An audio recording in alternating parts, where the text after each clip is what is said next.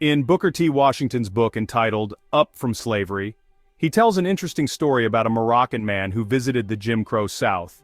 The man was refused service at a hotel because the attendant believed he was Black American. Once the man provided proof of his Moroccan citizenship. The hotel apologized and gave him a room.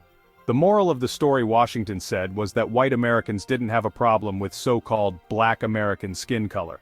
Instead, their problem with so-called Black Americans was their social status and culture.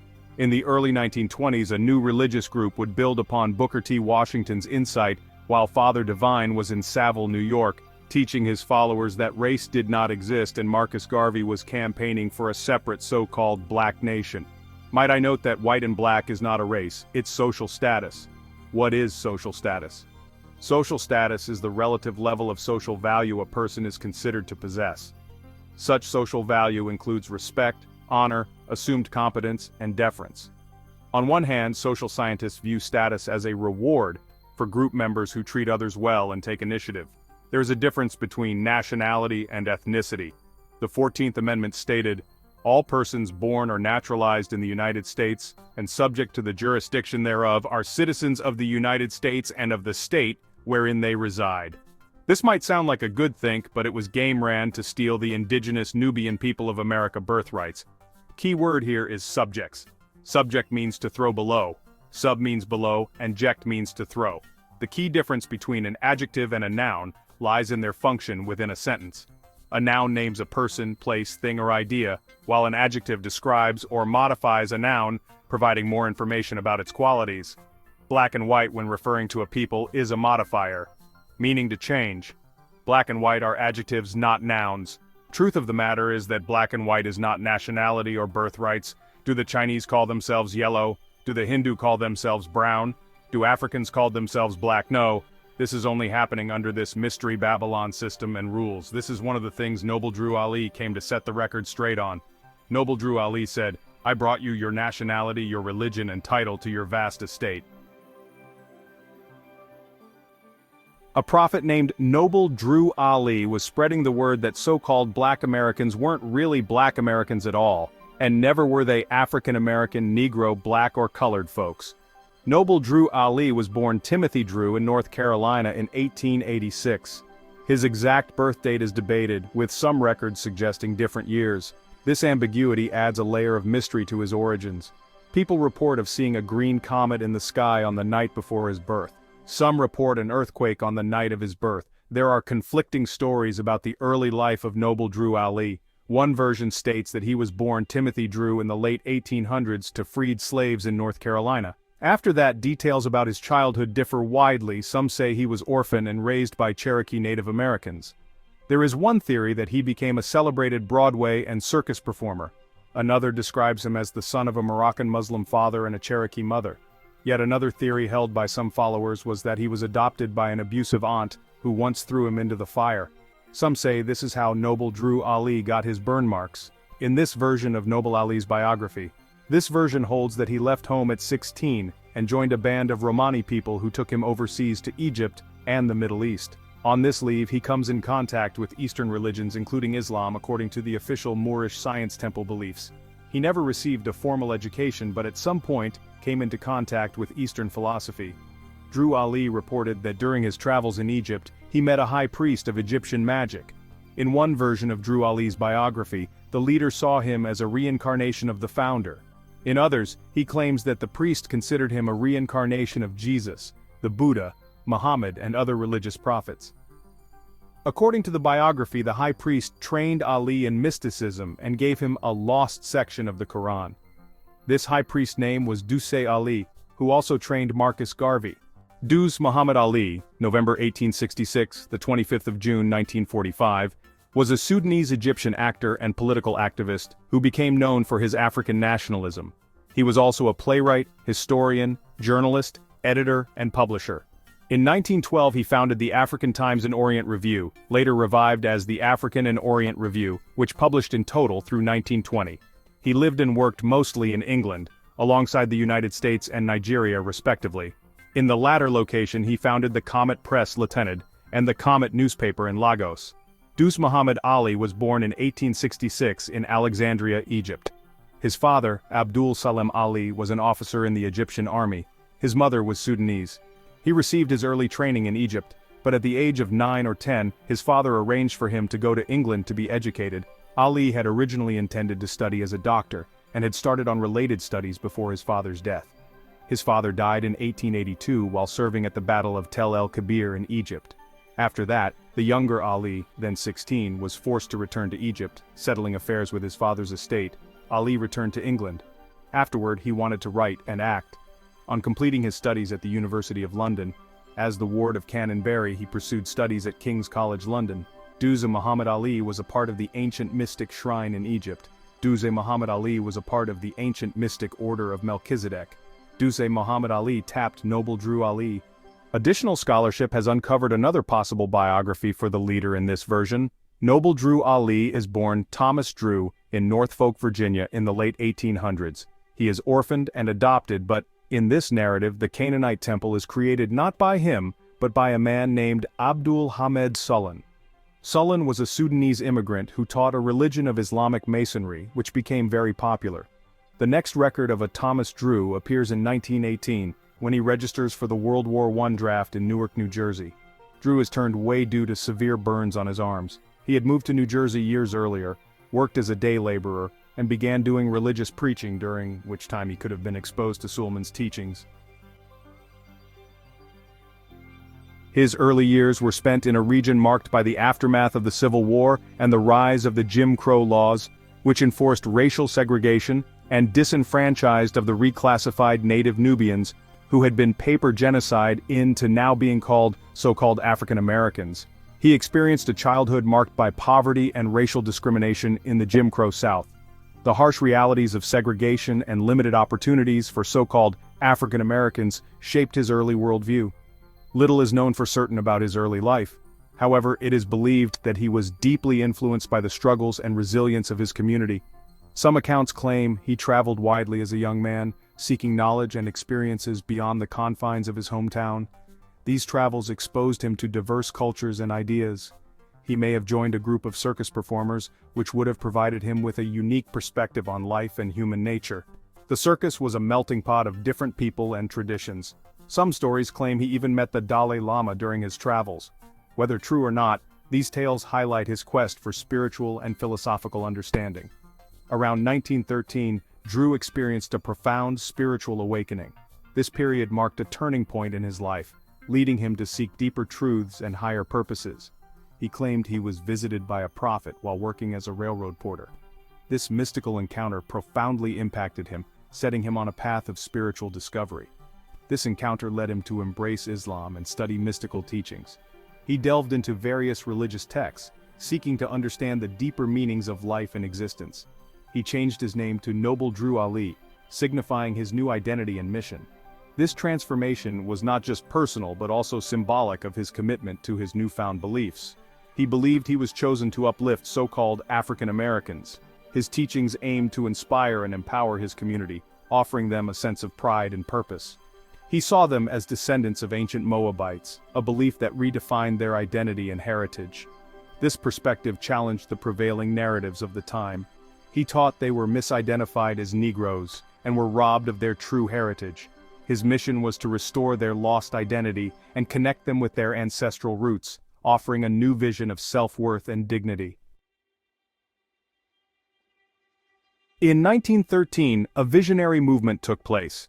Noble Drew Ali founded the Canaanite Temple in Newark, New Jersey, to counter the 1913 Federal Reserve Act. The Federal Reserve Act of 1913 established the Federal Reserve System as the central bank of the United States to provide the nation with a safer, more flexible, and more stable monetary and financial system, so they say. But it really was the selling and auctioning off of the last of the land which they had conquered from the original people of the land they are now calling the United States. They had wiped it from their memory of who they are, and they were now calling themselves blacks, Negroes, and colors. In 1913, Noble Drew Ali's influence grew rapidly, leading to the establishment of numerous temples across the United States, particularly in northern cities. He emphasized the importance of understanding one's identity and heritage in determining religious beliefs, advocating for a separation from oppressive societal structures. The Canaanite temple was not just a building, but the seed of a movement that would grow to touch the lives of many so-called African Americans whose birthrights had been stolen. Keep in mind, COINTELPRO operations was just getting started. The first setup by the COINTELPRO was when Noble Drew Ali was arrested for selling herbal healing medicines and sent to jail in 1920. Herbal medicines are those with active ingredients made from plant parts such as leaves, roots, or flowers. You see, Noble Drew Ali was an herbalist. What is an herbalist? An herbalist can be defined as a practitioner who uses medicinal herbs as a primary modality to treat patients or clients. An herbalist could also use other therapies such as diet, pharmaceuticals, or meditation as a complement to herbal treatments. Herbal medicine is the study of pharmacognosy and the use of medicinal plants, which are a basis of traditional medicine. Noble Drew Ali was also involved in the creation and marketing of herbal products. In 1927, he established the Moorish Manufacturing Corporation to sell healing teas, tonics, and oils. These products were marketed as having cleansing and healing properties, aligning with the temple's focus on physical and spiritual health. Noble Drew Ali's teachings emphasized the importance of physical and spiritual purity, which extended to the use of herbal remedies for healing and cleansing. The sale of herbal products was seen as a material expression of the Moorish Science Temple's foundational beliefs about racial identity and health. Temples of mind and body, holistic teachings for a new era. Drew Ali's teachings extended far beyond religious doctrine. He advocated strongly for a holistic approach to well-being. This included physical, mental, and spiritual health. He promoted vegetarianism and encouraged followers to abstain from alcohol and drugs entirely. He believed that by purifying their bodies and minds, African Americans could reclaim their natural strength and vitality. This, he taught, was essential for their liberation and freedom. Drew Ali's emphasis on health and self-improvement resonated deeply within the so-called Black community. His teachings offered a sense of agency and control in a time when so-called African Americans faced widespread prejudice and limited opportunities. His holistic approach to well-being provided a framework for individual and collective upliftment, fostering pride and self-respect. Abdul Suleiman's movement collapsed when he and an associate were charged with child abuse in 1925, set up by COINTELPRO. This same year, Noble Drew Ali arrives in Chicago and creates the Moorish Temple of Science. This marked the beginning of his organized religious movement, a movement that sought to uplift and empower a community that had long been marginalized and oppressed. He later established the Moorish Science Temple of America, or MSTA, in Chicago in 1925. This was a significant milestone, as it provided a formal structure and a broader platform for his teachings. The MSTA provided so-called African Americans with a new sense of identity and community during the turbulent years of the Great Migration. As millions moved northward in search of better opportunities, the MSTA offered a spiritual and cultural anchor. The MSTA blended elements of Islam, Christianity, and Pan-Africanism.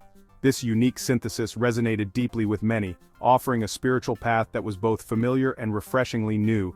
It emphasized self-reliance, racial pride, and economic empowerment. Members were encouraged to take control of their own destinies, to build businesses, and to support one another in their endeavors.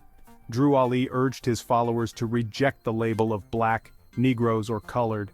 He believed that these terms were limiting and imposed by a society that did not recognize their true heritage. He taught that they were of Moorish descent, connecting them to a proud and ancient lineage. This connected them to a rich history and culture spanning from North America to North Africa and Europe. It was a powerful message that instilled a sense of pride and belonging. The MSTA provided its members with alternative documentation. These documents were more than just papers. They were symbols of a new identity and a new way of being in the world. This declared them as Moorish citizens, exempt from Jim Crow laws. In a time of pervasive racial discrimination, this was a bold and revolutionary act, offering a measure of dignity and respect to those who had long been denied both. Noble Drew Ali was deeply critical of the Federal Reserve Act of 1913. He saw it as a tool of economic oppression that disproportionately harmed so-called African Americans. He believed the Federal Reserve System kept so-called Black people trapped in cycles of debt and poverty.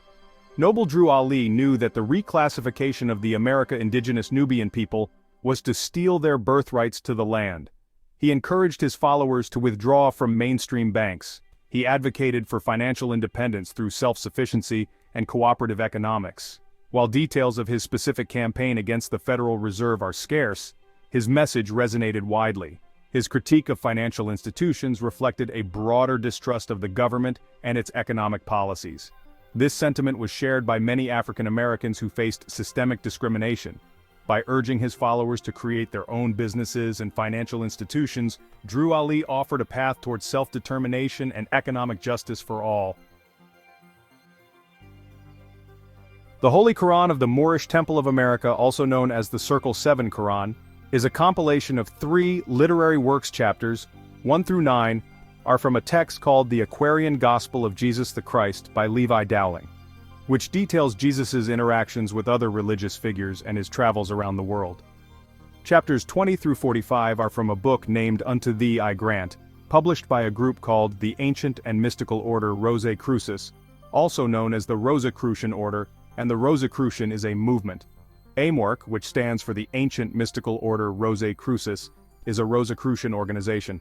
It was founded in 1915 by Harvey Spencer Lewis in the United States, and operates as a fraternal order within the mystical Western esoteric tradition, which claims to safeguard ancient Egyptian mysteries information. The movement became popular in 17th century Europe. Throughout these 2 texts, Noble Drew Ali made a few changes, including replacing the word God with the word Allah. Chapters 46 through 49 are writings authored by Noble Drew Ali himself, which contain instructions and prophecy. The Moorish Science Temple believes that Noble Drew Ali is the last prophet of God. While John the Baptist was a forerunner of Jesus, the Circle 7 Quran claimed that Marcus Garvey was sent to prepare the nations for the arrival of Prophet Noble Drew Ali. The COINTELPRO operations didn't like that Noble Drew Ali connected with Marcus Garvey, who had already built up a so-called black militant group. Marcus Garvey's deportation as a result of a mail fraud conviction set up by COINTELPRO likewise left the power vacuum, which benefited the new Moorish religion. Noble Drew Ali incorporated the Moorish Science Temple of America in July of 1928. On October 15th through 20th of that same year, the organization held its first national convention. 17 temples representing 15 different cities attended.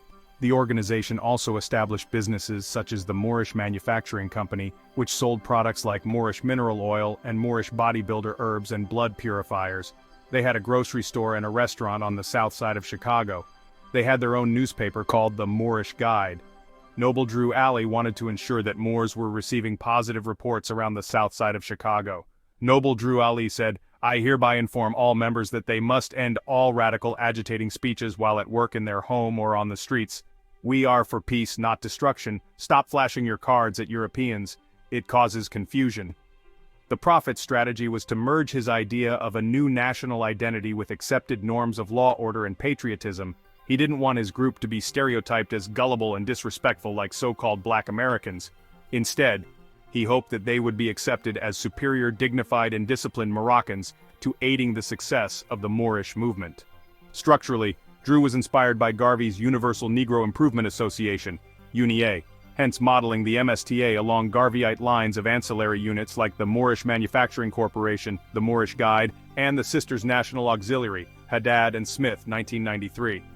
Drew perspicaciously linked his incipient organization to Garvey's by embedding the popular UNIA leader in the trope of John the Baptist, a forerunner who prophesied Drew's advent. Theologically, Drew looked to Abdul Hamid Suleiman's Canaanite temple novel, Blueprint of a Black Islamic Masonry, Bowen 2014. Though Drew substituted Suleiman's Mecca with Morocco as the main cosmological center of spiritual power, Drew appropriated Suleiman's taxonomy that bifurcated Islam for blacks and Christianity for whites.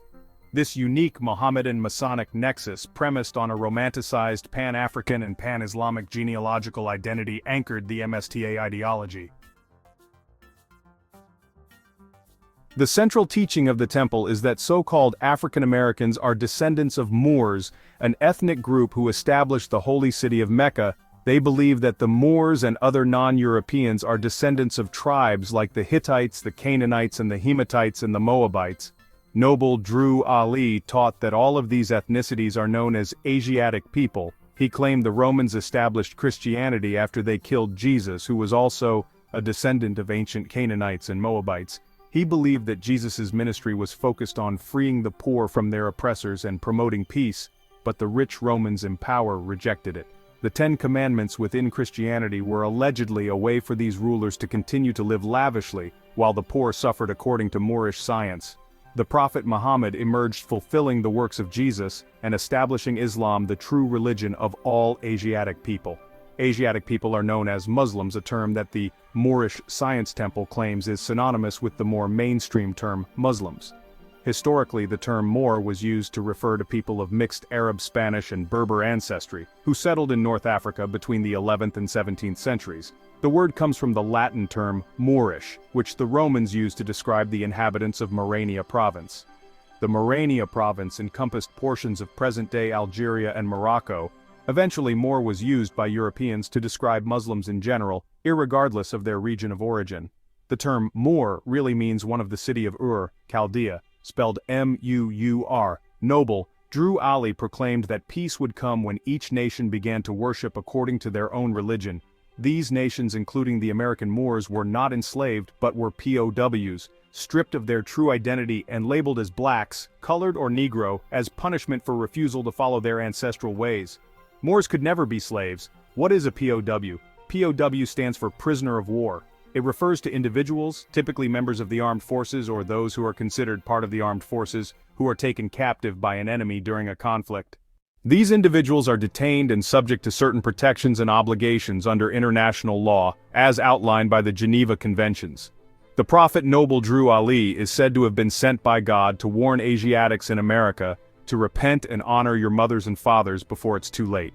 The Moorish Science Temple didn't seek to integrate or intermarry with European peoples. Instead, they believed that Christianity should be reserved for Europeans, since it was designed for their salvation, while the Moors should return to Islam, which was created by their Asiatic forefathers. By doing this, the Moors would honor their father and thy mother, that thy days may be longer upon the earth and land which the Lord thy God Allah hath given thee. Beware, young man. Beware of all the allurements of wantonness, and let not the harlot tempt thee to excess in her delights. The madness of desire shall defeat its own pursuits. From the blindness of its rage you shall rush up on self-destruction. Therefore, give not up thy heart to her sweet enticements, neither suffer thy soul to be enslaved by her enchanting delusions. The fountain of health which must supply the stream of pleasure shall quickly be dried up, and every spring of joy shall be exhausted. In the prime of thy life, old age shall overtake thee, the sun shall decline in the morning of thy days. But when virtue and modesty enlighten her charms, the luster of a beautiful woman is brighter than the stars of heaven, and the influence of her power is in vain to resist. The whiteness of her bosom transcendeth the lily. Her smile is more delicious than a garden of roses. The innocence of her eyes is like that of the turtle. Simplicity and truth dwell in her heart. The kisses of her mouth are sweeter than honey. The scents from the perfumes of Arabia breathe from her lips. Shut not your bosom to the tenderness of love. The purity of its flame shall enable thy heart and soften it to receive the fairest impressions.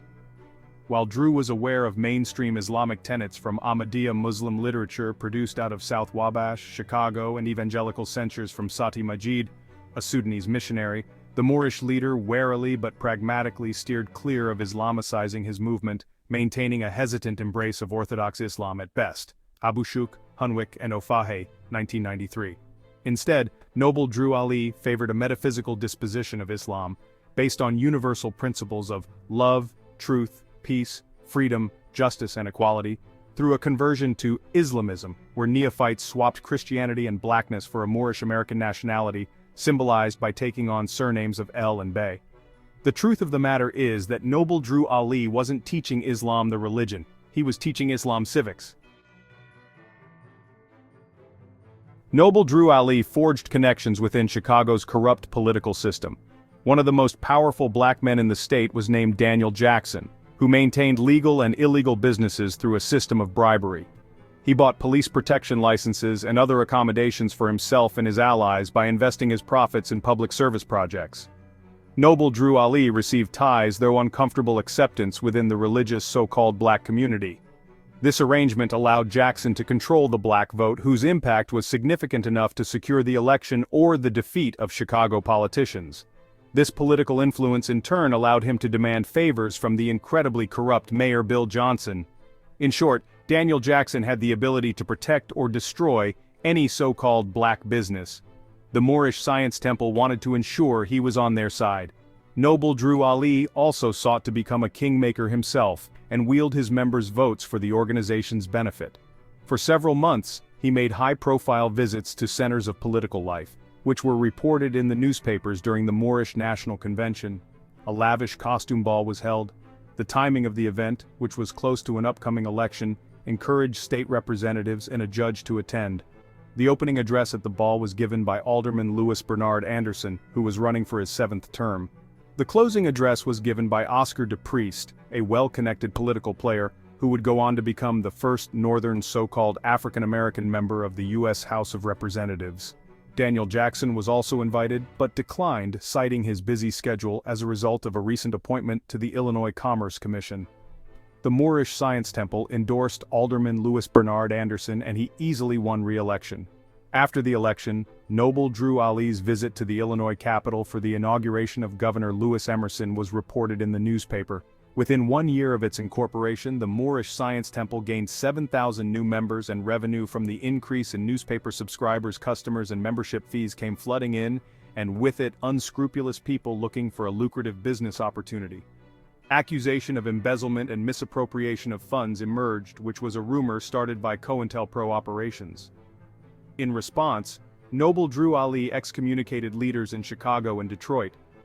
His supreme business manager Claude Green Bay defected and started a rival Moorish faction. Claude Green Bay was hired by COINTELPRO to do this by design.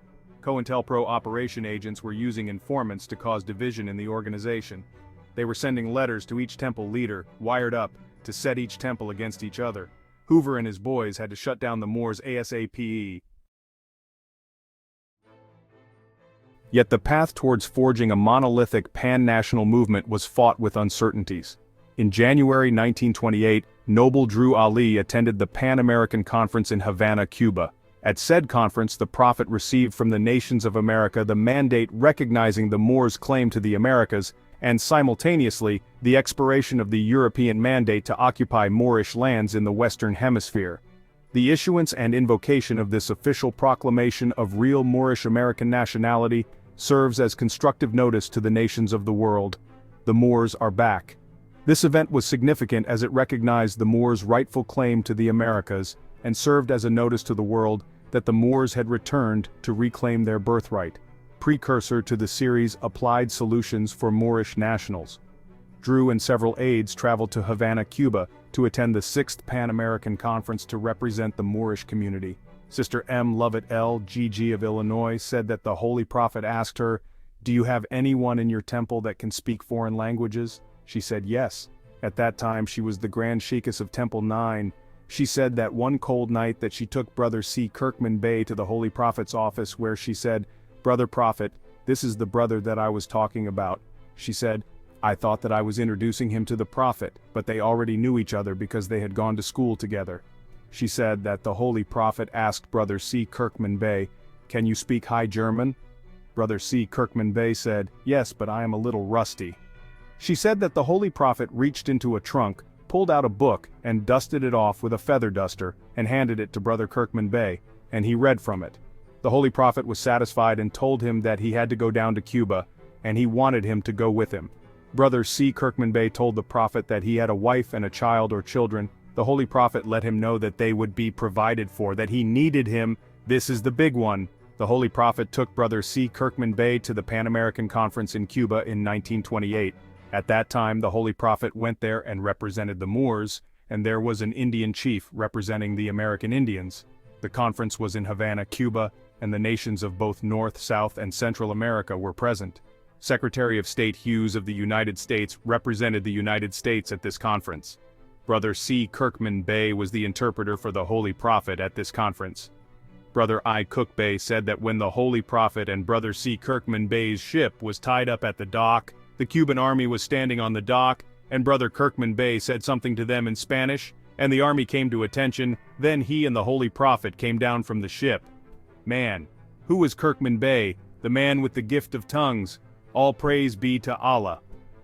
At the conference, Brunsi Kirkman Bey addressed the conference in both Spanish and Arabic, and when the Secretary of State of the United States heard Brother Kirkman Bey speak, he said, "That's a dangerous man. Who is he? Where is he from?" Up to that period of time, the United States received a 50-year mandate for this land. At this conference, the mandate for this land was given to Prophet Noble Drew Ali. Brother G. Cook Bey, G.S. Emeritus of Temple 1, said that Prophet Noble Drew Ali showed them the mandate in the adept chamber and that he was going to lock it into an unbreakable trust. Nevertheless, prospects for a successful national convention were hamstrung by a series of temple fiascos. Between April to June 1928, leaders in Pittsburgh Temple No. 5 and Richmond Temple No. 6 were arrested for practicing bigamy, unlicensed medicine selling and seditious teachings. Bowen, 2013. As COINTELPRO agents raided the temples, Drew retreated to Mexico, and on his return, convened a special meeting to legally rename the movement as the Moorish Science Temple of America on the 21st of May, 1928, to shield against allegations of conspiratorial subversion. The metamorphosis into a more patriotic-leaning organization was completed a month later as the MSTA was formally reincorporated as a religious organization on the 20th of July 1928 that not only taught loyalty to the nation and the deepest respect for law and order, but also dismissed notions of a pilgrimage to some other country. Ali, 1928. Following Drew's desperate organizational reshuffling, he traveled to Arkansas, Philadelphia, and West Virginia, visiting his congregation to revive flagging temples and appeal for financial assistance. To amplify his reach, Drew placed monthly articles in the Chicago Defender, advertising an impending Moorish conclave, featuring a parade led by pilgrims decked in Eastern regalia and updates of economic accomplishments. The efforts bore fruit such that by August 1928, Drew churned out the first edition of the Moorish Guide newspaper. Eventually, the momentum climaxed in the MSTA's first national convention spanning 5 days from 15 to the 20th of October 1928, marking the apex of Drew's ascent as a respectable national religious figure as thousands of devotees from 17 temples in 15 different cities turned out. McLeod, 1994. In turn, Chicago's politicians and businessmen gravitated closer to Drew, attracted by his mesmeric influence over his members. Drew, who had endorsed the candidacy of so-called African-American city alderman Oscar DePriest during the convention, contributed to the latter's achievement as the first person of African descent from a northern state to serve in the House of Representatives, earning Drew an invite in the victory celebrations in November 1928. In February 1929, Drew urged his followers to successfully re-elect Lewis B. Anderson as alderman in the 2nd Ward. Noble Drew Ali attempted to fend off more splinter groups by traveling to cities and confronting leaders like Supreme Grand Governor Lomax Bey of Detroit, who supported breaking away from the organization. Lomax Bey was working for COINTELPRO. Lomax Bey after setting up Noble Drew Ali. The COINTELPRO moved him to Egypt and changed his name, while Noble Drew Ali was in Detroit in 1929. On March 15, Claude Green Bey was allegedly stabbed to death at the Unity Hall of the Moorish Science Temple on Indiana Avenue in Chicago. When Noble Drew Ali returned to Chicago, he was set up. Some say Claude Green Bey's death was faked by the COINTELPRO. Rumor has it that Claude Green Bey was sleeping with Noble Drew Ali's wife and was plotting to take him down the whole time. Noble Drew Ali had 2 wives, Pearl Drew Ali and Mary Drew Ali. Rumor has it that Pearl Ali became unhappy and thought Noble Drew Ali gave more attention to Mary Ali than her. This caused Pearl to start fooling around with Claude Green Bey. Noble Drew Ali was placed under arrest along with other members for the murder of Claude Green Bey, all set up by COINTELPRO operation at the Northgate. Noble Drew Ali made bail, shortly after his release by the police while on bail. Noble Drew Ali at age 43 was found dead in his home in Chicago on July 20, 1929. His official cause of death was tuberculosis bronchopneumonia, but members of the Moorish Science Temple suspected foul play. Some say it was no way Noble Drew Ali died from tuberculosis. He was a master herbalist. Some say Noble Drew Ali was severely assaulted while in police custody. Some say COINTELPRO operation had a rival, namely Claude Green Bey, and 2 others who were working with him to assassinate Noble Drew Ali by walking up behind him after he was released from jail and stabbing him up. Were his political connections fearful that he would reveal their secrets? One Moor told the Chicago Defender that the prophet was not ill, his work was done, and he laid his head upon the lap of one of his followers and passed out. These and other questions were never answered. One thing we know for sure is that the government under COINTELPRO operations has something to do with Noble Drew Ali's death. An elaborate funeral was held, the investigation into the murder of Claude Green Bay was suspended. Noble Drew Ali was dead, but the Moorish movement was still very much alive. His funeral took place on July 25, 1929, with hundreds attending. The services were held at the Pythian Temple in Chicago, followed by the burial at Burr Oak Cemetery in nearby Alsip. The death of Drew Ali brought out a number of candidates who vied to succeed him. Edward Mealy L. stated that he had been declared Drew Ali's successor by Drew Ali himself, while John Givens L., Drew Ali's chauffeur, declared that he was Drew Ali reincarnated. However, the governors of the Moorish Science Temple of America declared Charles Kirkman Bey to be the successor to Drew Ali and named him Grand Advisor. The September 1929 annual convention for the Moorish Science Temple of America was only the organization's second convention, but it was arguably the most important meeting in its history. In the wake of Noble Drew Ali's death, 3 contenders surfaced to fight for his legacy. The first was Edward Mealy L., who had been appointed to the position of Supreme Grand Sheikh by Noble Drew Ali. The second was Charles Kirkman Bey, a former translator and interpreter for Noble Drew Ali. The third was John Given E.L. Noble Drew Ali's former chauffeur. Edward Mealy L. felt that he was a natural choice for successor since he had been appointed to one of the highest organizational positions by the Prophet himself. He embarked on a nationwide tour and letter-writing campaign to gather supporters. However, by the time the convention arrived, Kirkman Bey had assembled his own group, which strategically prevented Edward Mealy L. from securing the votes needed to become leader. Enraged at this scheme, another member named Ira Johnson Bey Lanky Bewhiskered Moore, who was well known within the organization as an enforcer, kidnapped Kirkman Bey and stole organizational records. Ira Johnson Bey said that they were changing the Prophet's teachings and turning over the temple to the government. When police attempted to help members secure Kirkman Bey's release, a shootout occurred, several Moors were injured and 2 police officers were left dead. Ira Johnson Bey was eventually sentenced to life in prison. Now, remember the statement made by the U.S. Secretary Henry Louis Simpson at the conference in Havana, Cuba, when he said, "Kirkman was dangerous." The government had already got to him. The kidnapping did not stop Charles Kirkman Bey from his pursuit of power. He gave himself the title of Supreme Grand Advisor and Moderator and proceeded to sue rivals in court to prevent them from using Moorish science teachings and symbols. Some Moors believe Kirkman Bey had took a deal with the government to sell out the Moorish Science Temple and turn Moors back into U.S. citizens. He named his new organization Moorish Science Temple of America Incorporated, a very similar name to that of Moorish Science Temple of America. Edward Mealy L. won his court battle with Kirkman Bey in 1935, but he had already lost the war. The majority of Moors had chosen Kirkman Bey's organization. Later that year, Supreme Grand Sheikh Edward Mealy L. passed away from mysterious reasons. Wonder if the government had a hand in on it, but anyway, after his passing he left the original Moorish Science Temple of America under the leadership of his wife Delia Mealy L. After Edward's death, Delia Mealy L., his wife, quickly married another member and installed him as a leader. Even more members defected to Charles Kirkman Bey's organization, and took important historical documents with them. This was all influenced by the COINTELPRO operation at the North Gate. John Given L. claimed that Noble Drew Ali's spirit had entered his body at the second annual convention. Amidst all the fighting, Given L. approached the platform, sat in Noble Drew Ali's vacant chair and declared, "I am Prophet Noble Drew Ali reincarnated, and Prophet Noble Drew Ali, the founder, we two are one and the same." He was able to attract some members and started what is known as the Reincarnated Prophet Group. Apparently John Given L. had some involvement in the kidnapping plot targeting Kirkman Bey and was institutionalized for a few years, set up by COINTELPRO. As a result, while in prison, he was able to attract thousands of members in Chicago, Philadelphia, Augusta, Newark, and Baltimore.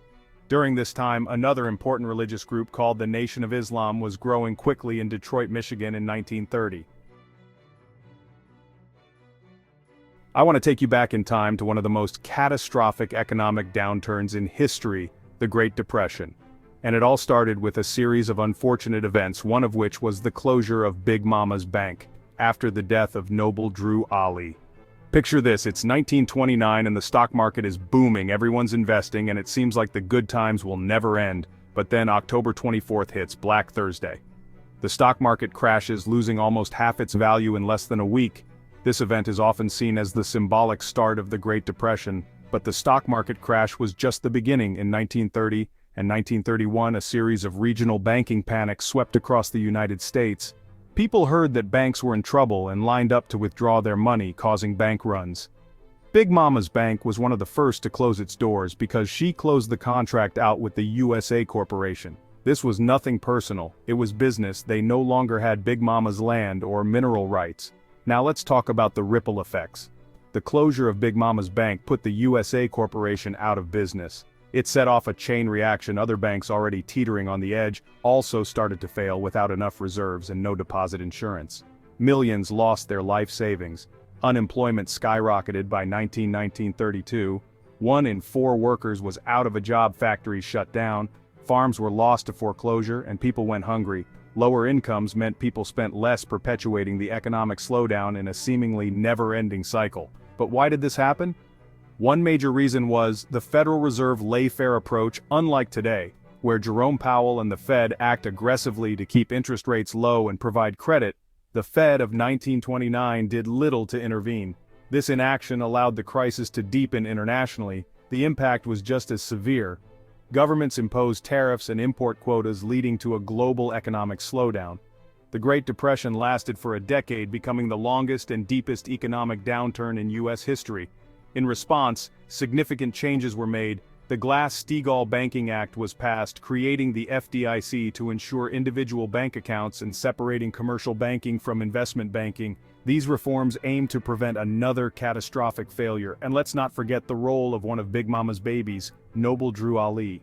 In 1928, at the Pan American Conference in Havana, he reclaimed the land and mineral rights for Big Mama, shaking the foundations of economic control. This act symbolized a shift in power and resources, further complicating an already dire economic situation.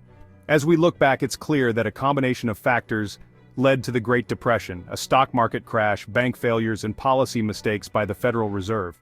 After Noble Drew Ali claimed the land and mineral rights for Big Mama, Big Mama's banks were closed. They could no longer sell her oil, gold, silver, water, diamonds, and etc., which are Big Mama's mineral rights. The USA Corporation needed a plan to stay in business, since they had no more resources, which were minerals and land. So what did they do? They put the humans up for collateral. This created what you call T-bonds. This is when they started issuing social security numbers and birth certificates to keep track of their new cattle. A government bond or sovereign bond is a form of bond issued by a government to support public spending. It generally includes a commitment to pay periodic interest called coupon payments and to repay the face value on the maturity date. U.S. Treasury savings bonds are a type of loan issued by the U.S. Department of the Treasury to individual investors. They are low-risk interest-bearing securities that individual investors can purchase directly from the government. A bond is a contract and agreement between two or more parties. Mineral rights are the ownership rights to the natural resources found beneath a piece of land, such as oil, natural gas, coal, metals, ores, and mineable rocks. They are separate from surface rights, which give the owner the right to use the surface of the land. Mineral rights can be separate from surface rights and are not always owned by the property owner. Mineral rights allow the owner to investigate, develop, and extract the resources found beneath the land. Mineral rights owners can lease their rights to others, allowing them to explore and exploit the land's resources in exchange for royalties. Noble Drew Ali reclaimed the allodial title for Big Mama.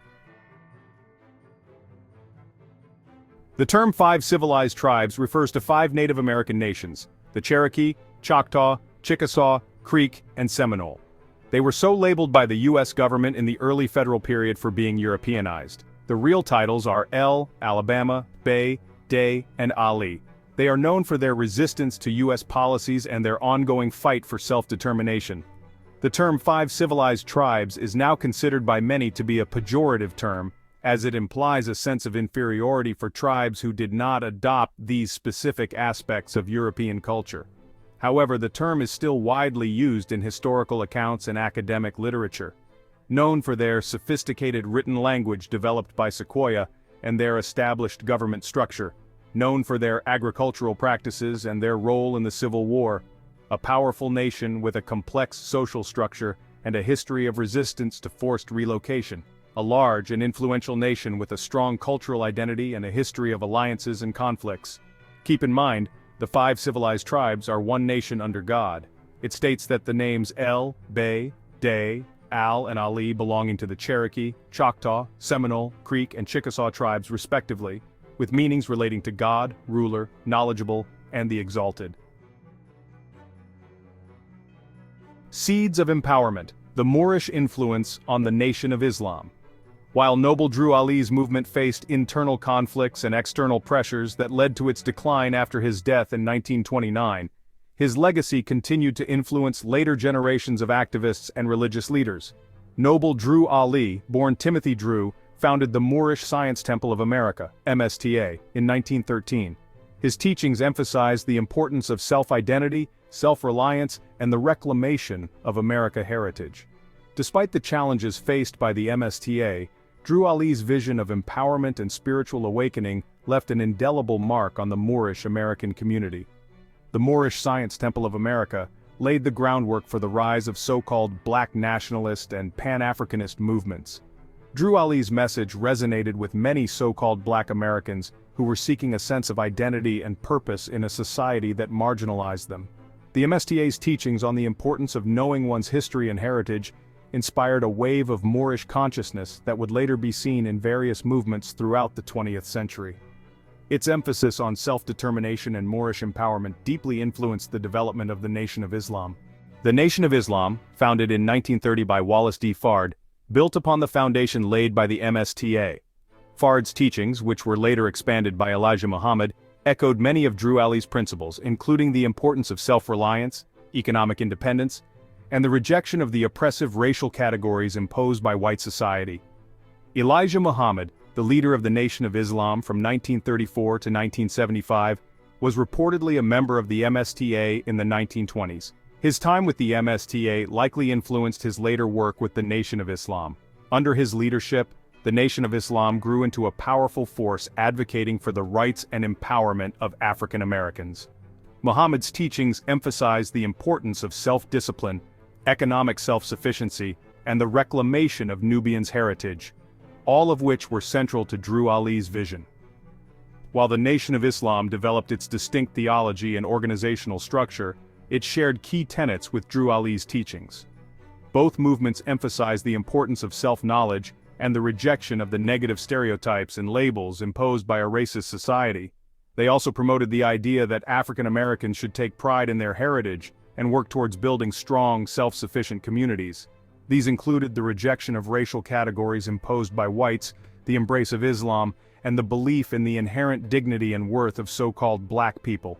Both the MSTA and the Nation of Islam taught that so-called African Americans were not inferior to whites, but rather, they were a proud and noble people with a rich history and culture and the pursuit of economic self-sufficiency. The emphasis on economic independence was a key component of both movements. They encouraged so-called African Americans to support Black-owned businesses, create their own economic opportunities, and build wealth within their communities. This focus on economic empowerment was seen as a way to achieve true freedom and self-determination. The Nation of Islam's emphasis on so-called Black pride and self-reliance can be seen as a continuation of the legacy of empowerment fostered by Noble Drew Ali. The teachings of the Nation of Islam inspired many so-called African Americans to take pride in their identity, work towards self-improvement, and strive for economic and social independence. This legacy of empowerment and self-determination continues to influence so-called Black nationalist and Pan-Africanist movements to this day, demonstrating the enduring impact of Noble Drew Ali's vision. Renew your ways, amend your ways. Because the great conference is on its way, and in it is where the law will be enforced before the great grand body. The continuance of the present officers in the temple will depend on your past good work. Those who have been delinquent may now know that they will not be tolerated any longer, because this great divine and national movement must move on according to law. These things shall be proclaimed. There is no favorite in any of the temples, for the law is laid down, and everyone who claims a part of the work must be governed accordingly. All are one. There is but one temple in this nation, and there is but one prophet of the temples. I come to speak to all nations, bringing them a message of love, truth, peace, freedom, and justice. In the head of every temple, if anyone has violated these divine laws, it would mean his discontinuance. For no man is to be under the influence of intoxicating liquors, nor to seek to tear up families while under the influence of evil motive, nor must he speak anything that will prejudice the minds of the public against the divine movement. Noble Drew Ali, peace be unto the Prophet.